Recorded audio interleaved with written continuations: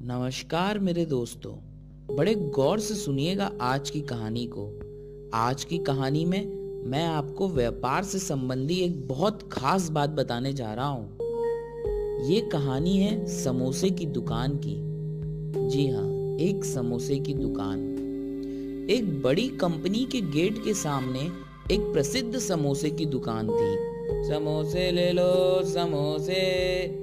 Lunch time में अक्सर company के कर्मचारी वहां आकर समोसा खाया करते थे। एक दिन कंपनी के एक मैनेजर समोसा खाते खाते समोसे वाले से मजाक के मूड में आ गए।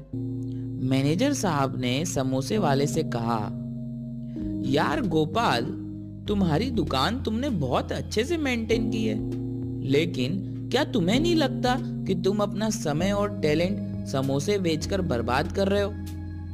सोचो, अगर तुम मेरी तरह इस कंपनी में काम कर रहे होते तो आज कहाँ होते? हो सकता है शायद तुम मेरी तरह आज मैनेजर होते। इस बात पर समोसे वाले ने बड़ा विचार किया और बोला, सर, ये मेरा काम आपके काम से कहीं बेहतर है। 10 साल पहले जब मैं टोकरी में समोसे बेचता था तभी आपकी जॉब लगी थी। तब मैं महीना 1,000 रुपए कमाता था और आपकी पगार 10,000 थी। इन 10 सालों में हम दोनों ने खूब मेहनत की। आप सुपरवाइजर से मैनेजर बन गए और मैं टोकरी से इस प्रसिद्ध दुकान तक पहुंच गया।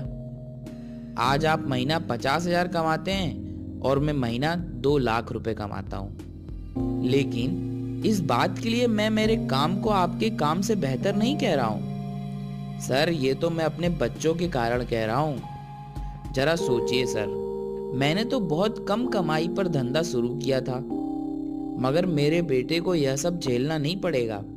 मेरी दुकान मेरे बेटे को मिलेगी। मैंने जिंदगी में जो मेहनत की वो उसका लाभ मेरे बच्चे उठाएंगे, जबकि आपकी जिंदगी के हर मेहनत का लाभ आपके मालिक के बच्चे उठाएंगे। अब आपके बेटे को आप डायरेक्टली अपनी पोस्ट पे तो नहीं बैठा सकते ना, उसे भी आपकी तरह जीरो से शुरुआत करनी पड़ेगी और अपने कार्यकाल के अंत तक वो वहीं पहुंच जाएगा जहां अभी आप हो।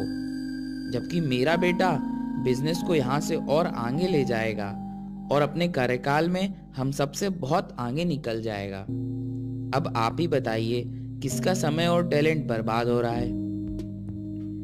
इस पर मैनेजर साहब ने समोसे वाले को 2 समोसे के 20 रुपए दिए और बिना कुछ बोल के वहां से जाने लगे। इस पर समोसे वाले ने कहा, अरे मैनेजर साहब, एक खूबी और सुनते जाइए।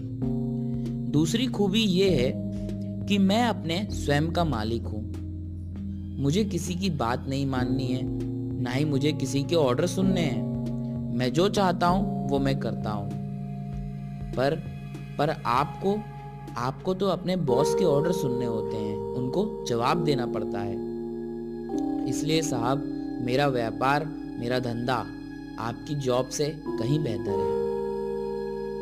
तो दोस्तों, ये थी आज की कहानी।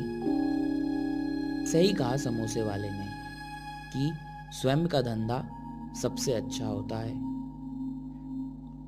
तो आज के लिए बस इतना ही। अगर आपको ये कहानी पसंद आई तो इसे सब्सक्राइब करें। Thank you.